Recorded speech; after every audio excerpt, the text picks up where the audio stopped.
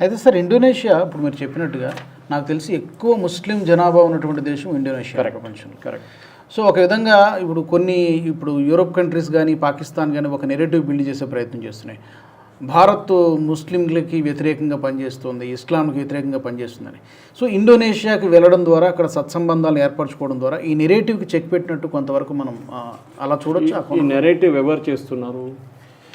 పాకిస్తాన్ చేస్తుంది. ఎవరైనా పట్టించుకుంటున్నారా?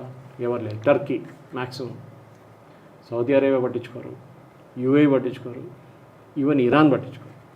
స్విట్జర్లాండ్ ఈ మధ్య యుఎన్ఓలో ఒక స్టేట్మెంట్ ఇచ్చింది. స్టేట్మెంట్ అందరు ఇస్తారు. హ్యూమన్ రైట్స్, మనం కూడా ఇస్తాం హ్యూమన్ రైట్స్ గురించి. ప్రెస్ ఫ్రీడమ్, మైనారిటీ హక్కు. ఇవాళ ట్రంప్ ఏమో అక్కడ ఉన్న కొంతమంది ప్రెస్ వాళ్ళని ఇవాళ అరెస్ట్ చేస్తున్నారు యూఎస్లో.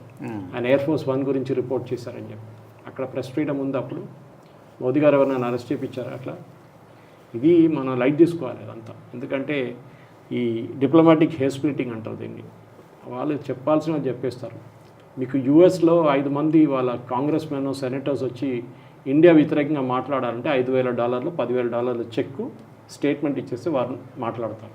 వాళ్ళకి డబ్బులు కావాలంతే. లంచం కాదు అది, ఒఫీషియల్ లంచం కాదు, అన్అఫీషియల్ లంచం. వాళ్ళు క్యాంపెయిన్ ఫండ్స్ అంటారు, ఇదేనో పేరు అంటారు. సో మనం ఈ సెన్సిటివ్గా కాకూడదు. ఇజ్రాయెల్ లాగా ఉండాలి. నువ్వు ఏమైనా చేసుకో, నువ్వు ఏమైనా చెప్పుకో, మమ్మల్ని వీఆర్ లీజ్ బాదర్ అంతే. 2 సార్లు చెప్తారు, 3 సార్లు చెప్తారు. మనం రియాక్ట్ అయినప్పుడు అంటారు ఎందుకు వేస్ట్ చేయడం, ఆయన రియాక్టే కావట్లేదు అంటారు. అది జరుగుతుంది.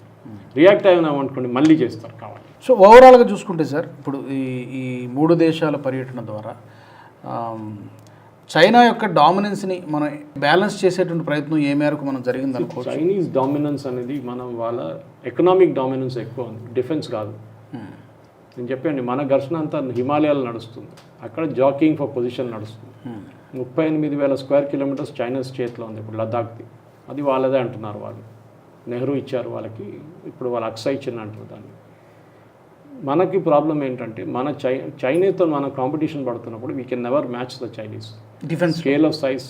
డిఫెన్స్లో కూడా వాళ్ళ స్కేల్ ఆఫ్ సైజ్ కానీ, వాళ్ళ ఆర్మీ సైజ్ కానీ, పీపుల్ లిబరేషన్ ఆర్మీ కానీ, మిగతా ఇప్పుడున్న కాన్సెప్ట్లో మీరు యుక్రెయిన్ యుద్ధంలో లేకుంటే ఇరాన్ యుఎస్ యుద్ధంలో కూడా ఏం చూస్తున్నారంటే size is not important, okay, technology is important. ఇప్పుడు ఇరాన్ దగ్గర ఉన్న ఆయుధాల్లో 90% చైనీస్ ఆయుధాలు, అంటే చైనా తయారు చేసి ఇచ్చి వాళ్ళు అసెంబ్లీ చేశారు అంతే. ఇప్పుడు కూడా చేస్తున్నారు. దానికోసం నిన్న యుఎస్ బాంబింగ్ జరిగినప్పుడు తజికిస్తాన్కి వెళ్తున్న ఒక రైల్వే ట్రాక్ని కొట్టారు వాళ్ళు, రైల్వే బ్రిడ్జ్ని కొట్టారు. ఎందుకంటే ఇది చైనా నుంచి ఆ ట్రైన్స్ అట్లా వస్తుండే 15 రోజులు పట్టుకుంటుంది చైనా నుంచి రావడానికి. తజికిస్తాన్ నుంచి వచ్చి తర్వాత it enters Iran, okay. So China support చాలా క్రూషియల్ ఇట్లాంటి దేశాలకి. ఎవరు ఆయిల్ అమ్మి ఆయుధాలు తీసుకోండి, ఇది వాళ్ళ మెయిన్ కాన్సెప్ట్ అనమాట. సో చైనాని మనం ఇంత పెద్ద టెన్షన్ పట్టుకోకర్లేదు. చైనా ఇప్పుడు వాళ్ళ ప్రాబ్లమ్స్ వాళ్ళకుంది, వాళ్ళు యూఎస్తో ప్రాబ్లమ్స్ వాళ్ళు పడుతున్నారు, వాళ్ళకి మ్యానుఫ్యాక్చరింగ్ ప్రాబ్లమ్స్ ఉంది, వాళ్ళ దగ్గర రియల్ ఎస్టేట్ కొలాప్స్ అయింది కంప్లీట్గా. సో వాళ్ళ ఇష్యూస్ వాళ్ళకు ఉన్నాయి. వాళ్ళు యూరోప్లో చాలా పెద్ద ఛాలెంజ్ ఫేస్ చేస్తున్నారు, ఈవీ మీద వాళ్ళు డ్యూటీ వేస్తున్నారు. సో ఇట్లాంటి ప్రాబ్లం చైనాకు ఉన్నప్పుడు భారతదేశంతో ఎందుకు పెట్టుకుంటారు వాళ్ళు? మన దగ్గర పొలిటికల్ కంపల్షన్స్ కోసం మా రాహుల్ గాంధీ అంటాడు వాళ్ళు 300 ఫీట్లు ఆక్రమించేశారు, 300 కిలోమీటర్ ఇక్కడికి వచ్చారు, అన్ని ఆరోపణలు చేస్తున్నారు. ఈ మధ్య కూడా చేస్తున్నారు. చేయండి, వాట్ డిఫరెంట్ ఇస్ ఇట్? ఏమైనా డిఫరెన్స్ వస్తుంది?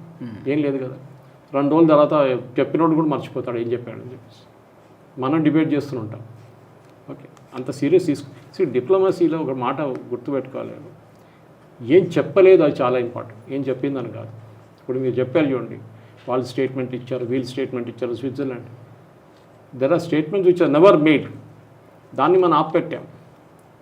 ఎవరైనా స్టేట్మెంట్ ఇవ్వడానికి వెళ్ళినప్పుడు మనకు ముందే తెలిసిపోతే we immediately tell them boss మన రిలేషన్షిప్ పోతుంది, మీరు ఈ స్టేట్మెంట్ అని ఇవ్వకండి, ఓకే, పక్కన పెట్టేస్తారు వాళ్ళు, కాదు అయిపోయింది, ఓకే. ఈ హ్యూమన్ రైట్స్ అంతా ఇజ్రాయెల్ వ్యతిరేకంగా ఎంతో మాట్లాడతారు. బెంజమిన్ నెటన్యాహు వ్యతిరేకంగా అరెస్ట్ వారెంట్ కూడా ఉంది ఇంటర్నేషనల్ కోర్ట్ ఆఫ్ జస్టిస్. ఆయన పట్టించుకుంటున్నాడు, ఆయన తిరుగుతూనే ఉన్నాడు, యూఎస్కి వెళ్తున్నాడు, వస్తున్నాడు. అక్కడ దే విల్ నాట్ బాదర్.